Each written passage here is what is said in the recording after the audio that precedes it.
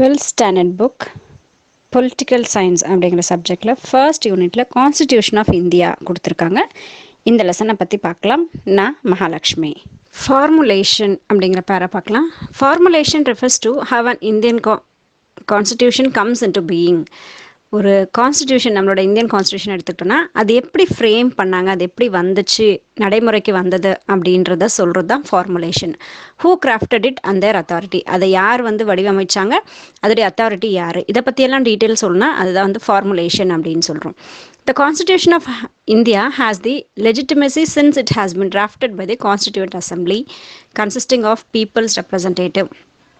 நம்ம எப்போ கான்ஸ்டிடியூஷனை டிராஃப்ட் பண்ணி அந்த கான்ஸ்டிடியூண்ட் அசம்பிளி டிராஃப்ட் பண்ணுச்சு இல்லையா, ஸோ அப்போலேருந்தே சட்டப்பூர்வமான ஒரு இம்பார்ட்டன்ஸ் இந்த கான்ஸ்டிடியூஷனுக்கு இருந்துகிட்டே தான் இருந்தது.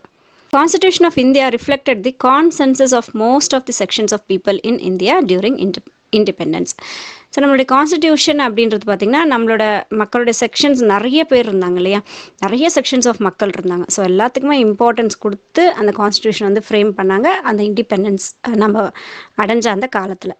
There are instances where some countries have subjected their constitution to the full-fledged referendum. Instances அப்படின்னா எடுத்துக்காட்டு, எக்ஸாம்பிள்ஸ்.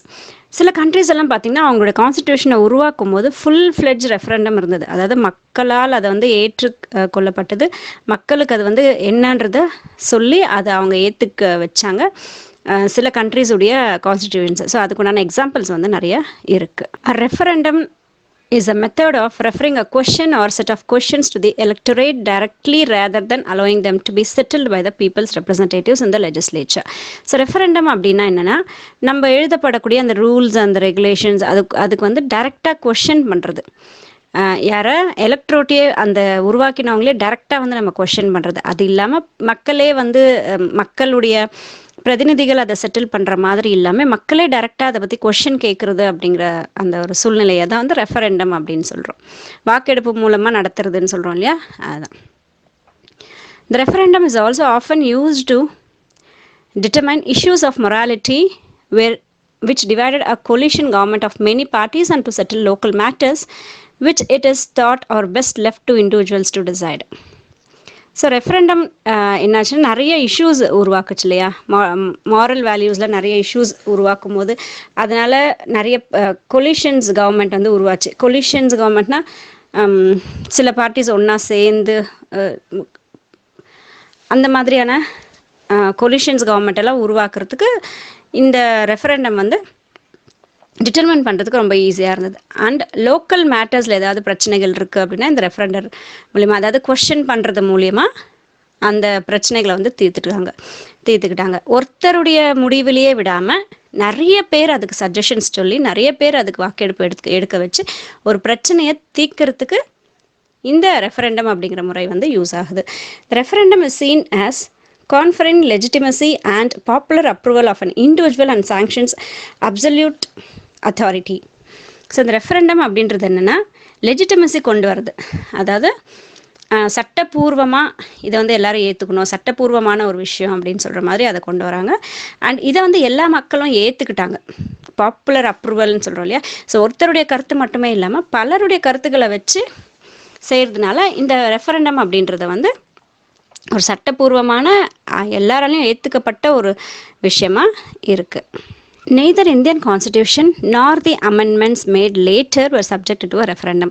இந்த ரெஃபரண்டம்ன்றது நம்ம என்னன்னு படித்தோம், அதை பற்றின கொஷின்ஸ் கேட்குறது, அதுக்கு ரைட் ராங் அப்படின்னு சொல்லி நிறைய பேர் சேர்ந்து அதுக்கு ஒரு டெசிஷன் சொல்கிறது, அதுக்கு ஒரு வாக்கெடுப்பு எடுக்கிறது, அதுதான் ரெஃபரண்டம் சொல்கிறோம். ஆனால் நம்ம இந்தியன் கான்ஸ்டிடியூஷனை பொறுத்த வரைக்கும் இந்தியன் கான்ஸ்டிடியூஷனையோ இல்லை அமெண்ட்மெண்ட்ஸ்னால் எக்ஸ்ட்ராவாக சேஞ்சஸ் கொண்டு வருவாங்க இல்லையா, அந்த ரூல்ஸ் அண்ட் ரெகுலேஷன்ஸ் அந்த கான்ஸ்டிடியூஷன்ஸில் இருக்கக்கூடிய இந்திய அரசியலமைப்பு சட்டத்தில் சில சேஞ்சஸ் கொண்டு வந்து அதுதான் அமெண்ட்மெண்ட்னு சொல்லுவாங்க.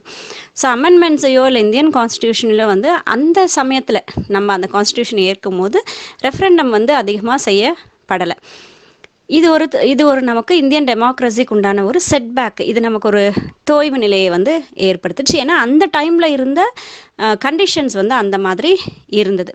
அதனால் ரெஃபரண்டம்க்கு நம்ம இந்தியன் கான்ஸ்டிடியூஷனல் அமெண்ட்மெண்ட்ஸையே கொண்டு போகலை. In this regard it may be useful to study the working of referendum in Switzerland. இப்போ இது ரெஃபரண்டமை பற்றி நம்ம தெரிஞ்சுக்கணும் அப்படின்னா சுவிட்சர்லாண்டுடைய ரெஃபரண்டம் பற்றி நம்ம படித்தோம் அப்படின்னா இது நமக்கு ரொம்ப டீட்டெயில்டாக புரியும்.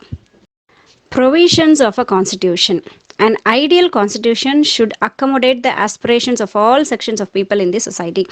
ஒரு சரியான ஒரு கான்ஸ்டிடியூஷன், அதாவது இந்திய அரசியலமைப்பு சட்டம் அப்படின்றது எப்படி இருக்கணும் அப்படின்னா, அந்த நாட்டில் இருக்கக்கூடிய சொசைட்டியில் இருக்கக்கூடிய எல்லா செக்ஷன் ஆஃப் மக்களுக்குமே எல்லாருக்குமே ஏற்ற வகையில் வந்து இருக்கக்கூடியது தான் ஒரு ஐடலான ஒரு கான்ஸ்டிடியூஷன் அப்படின்னு சொல்கிறோம். Constitutions that R discriminative based on religion, caste and language may not get overwhelmed accepted from everyone in the nation. So constitution ஒருவேளை ரிலிஜியனை வச்சோ இல்லை கேஸ்ட்டை வச்சோ இல்லை லாங்குவேஜை வச்சோ பிரிவினைகள் இருக்குது.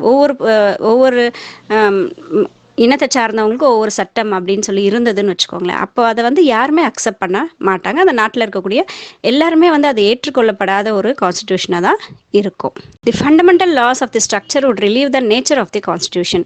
ஸோ ஒரு கான்ஸ்டிடியூஷன் அப்படின்றது என்ன, இந்திய அரசியலமைப்பு சட்டம், பொதுவாக அரசியலமைப்பு சட்டத்துடைய நேச்சர் என்னன்றத அந்த கான்ஸ்டிடியூஷனில் இருக்கக்கூடிய ஃபண்டமெண்டல் லாஸ் எடுத்து பார்த்தோம் அப்படின்னா அதோடைய தன்மை என்ன அப்படின்றது நமக்கு புரிஞ்சிடும்.